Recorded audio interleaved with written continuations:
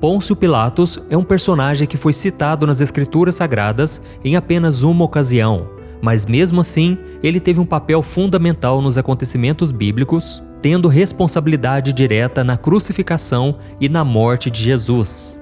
O seu nome se tornou mundialmente conhecido e ele é lembrado até os dias de hoje por permitir que os judeus escolhessem libertar Barrabás, um criminoso muito temido e perigoso daquela época, em vez de Jesus, que ele sabia que estava sendo acusado injustamente.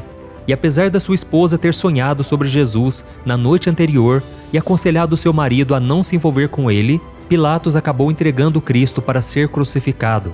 E após a escolha do povo por Barrabás, Pilatos fez o gesto que o marcou para sempre. Ele lavou as mãos, mostrando que ele não tinha nada a ver com aquela decisão injusta. E no vídeo de hoje nós vamos falar sobre a vida e também sobre a trágica morte de Pôncio Pilatos. Afinal de contas, quem foi este homem? Como ele chegou ao poder?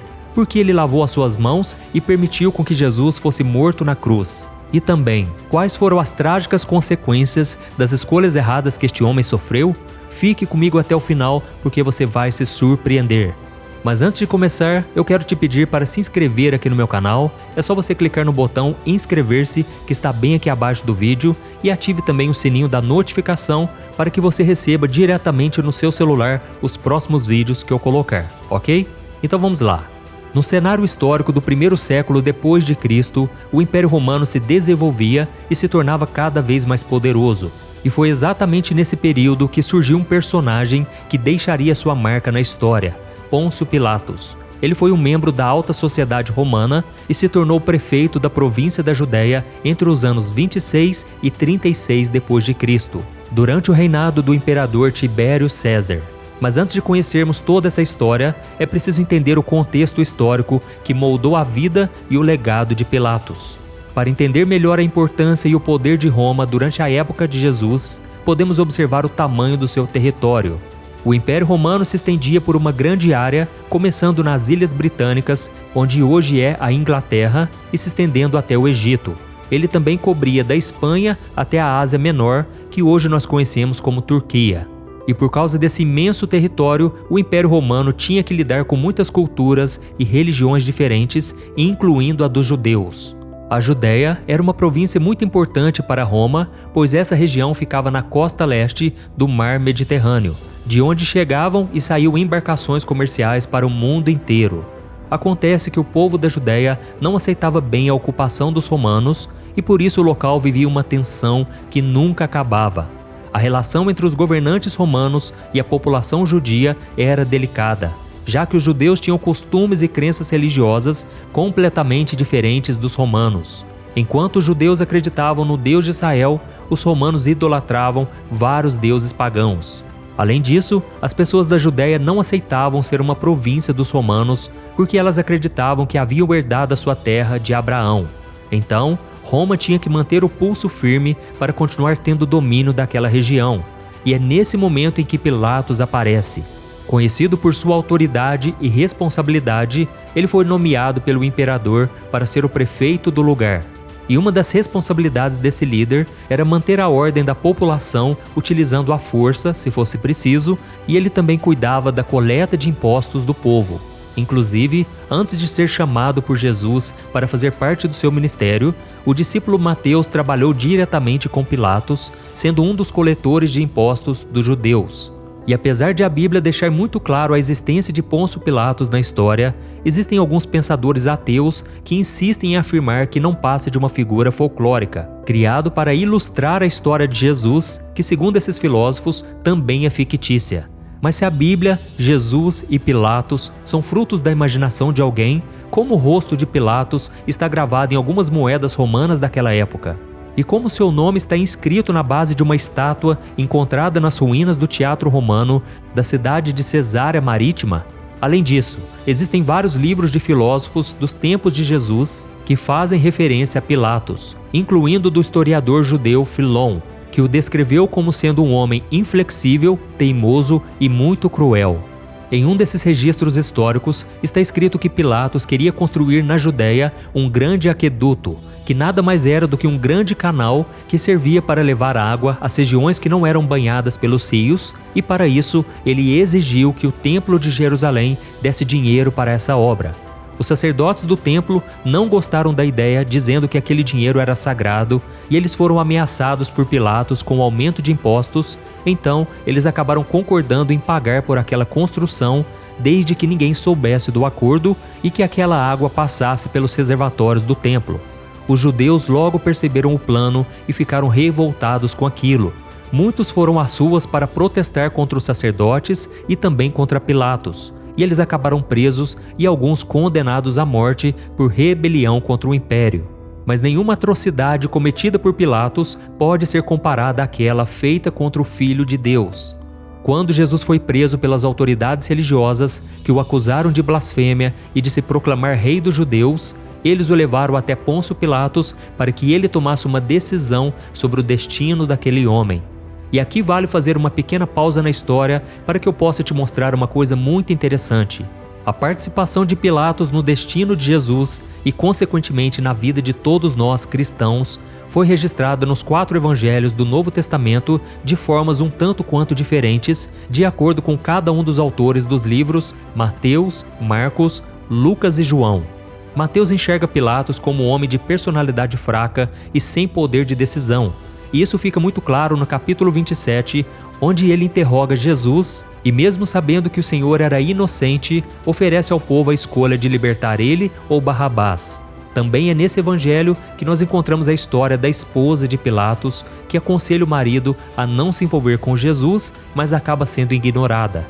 Já o evangelho de Marcos volta um pouco mais a atenção para o desejo de Pilatos de livrar Jesus daquela condenação, estranhando inclusive o fato de o Nazareno não querer se defender daquelas acusações.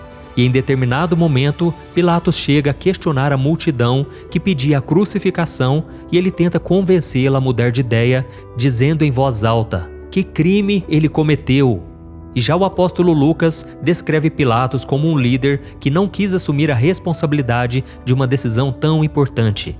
No capítulo 23, depois de não encontrar culpa nenhuma em Jesus, ele tenta jogar a responsabilidade para Herodes Antipas, um príncipe da Judéia que havia sido responsável por mandar decapitar o profeta João Batista 3 anos antes. E como Herodes devolveu a responsabilidade para Pilatos, ele a entregou para o povo judeu. E já no Evangelho de João, nós podemos ver uma postura mais arrogante de Pilatos, que questiona Jesus quando ele disse ser o rei e zomba do Messias quando ele disse que tinha vindo ao mundo para testemunhar a verdade. E agora voltando à história, os líderes religiosos judeus pressionaram Pilatos a condenar Jesus, dizendo que ele representava uma ameaça à ordem pública e ao poder romano. Porém, o verdadeiro medo daqueles homens era que Cristo promovesse uma revolta entre os judeus. No livro de João, a Bíblia diz que Pilatos interrogou a Cristo, que afirmou que o seu reino não era deste mundo e que ele havia vindo para anunciar a verdade. E ao ouvir aquilo, Pôncio Pilatos considerou Jesus inocente das acusações de rebelião contra Roma e contra César. Mas mesmo não encontrando culpa nenhuma naquele homem, Pilatos não teve coragem de manter o seu posicionamento diante dos judeus que queriam a crucificação de Jesus. E como a situação entre judeus e romanos não era boa naquele momento, Pilatos preferiu agradar aquelas pessoas do que ir contra aquilo que ele acreditava ser o certo. Como parte de uma tradição na Páscoa, ele ofereceu libertar um prisioneiro. Ele propôs libertar Jesus, mas a multidão pediu a libertação de Barrabás, um criminoso condenado, ao invés de Cristo. E ao ver o marido ser pressionado pelo povo, a esposa de Pilatos, Cláudia, o alertou sobre o erro que ele estava prestes a cometer. Veja o que a Bíblia diz. Nesse momento, enquanto Pilatos estava sentado no tribunal, sua esposa lhe mandou o seguinte recado: "Deixe esse homem inocente em paz. Na noite passada, tive um sonho a respeito dele e fiquei muito perturbada." Olha isso, irmãos, mas diante da insistência da população e o medo de dar início a uma grande revolta popular, Pilatos lavou as mãos publicamente, simbolizando que não tinha nada a ver com aquela decisão e que a responsabilidade iria recair sobre o povo e os líderes religiosos. Em seguida, Jesus foi crucificado no Calvário, fora de Jerusalém.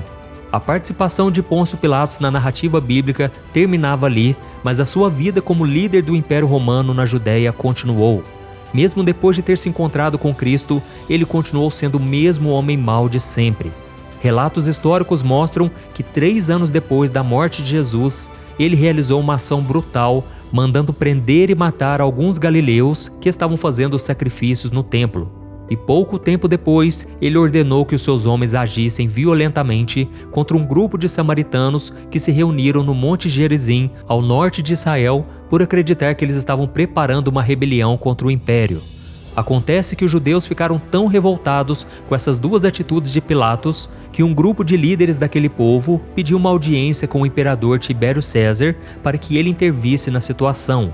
E o resultado disso foi o afastamento de Pilatos no ano 37 d.C., ou seja, as pessoas que foram agradadas por ele durante a condenação de Jesus foram as mesmas que o derrubaram do poder. E neste mesmo ano, o sacerdote Caifás, um dos principais responsáveis pelas acusações e condenações de Cristo, também acabou perdendo seu cargo por ordem de Vitélio, governador da Síria. E com a morte de Tibério César, Roma passou a ser governada por Calígula, um homem muito cruel. Ele decidiu enviar Pilatos para o exílio na região de Gália, onde fica a França.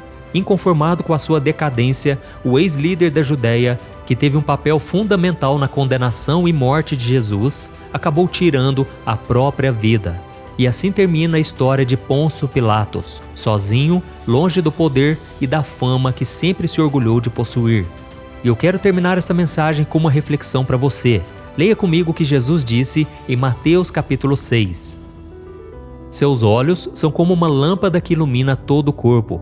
Quando os olhos são bons, todo o corpo se enche de luz. Mas quando os olhos são maus, o corpo se enche de escuridão.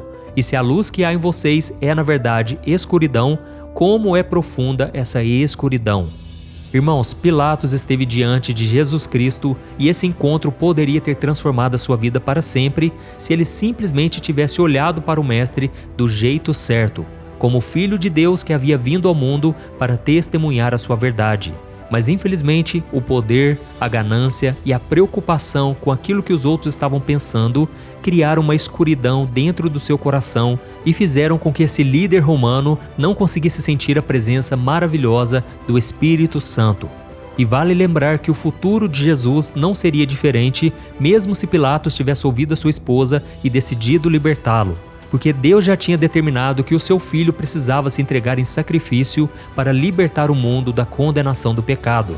Mas com certeza, Pilatos poderia ter sido salvo ao reconhecer e declarar que aquele homem realmente era quem ele dizia ser. E da mesma forma, Jesus está diante de você agora. Como seus olhos o enxergam? Como apenas um profeta judeu que foi morto por defender a sua fé? Ou como o próprio Deus vivo que se fez homem e veio à terra para nos salvar? A sua decisão não vai mudar quem Jesus é e o que ele vai fazer, mas com certeza mudará toda a sua história daqui para a eternidade. Amém? Eu sou o pastor Antônio Júnior. Se você gostou dessa mensagem, compartilhe, envie para os seus amigos e familiares e eu te espero no próximo vídeo. Que Deus te abençoe poderosamente. Um grande abraço.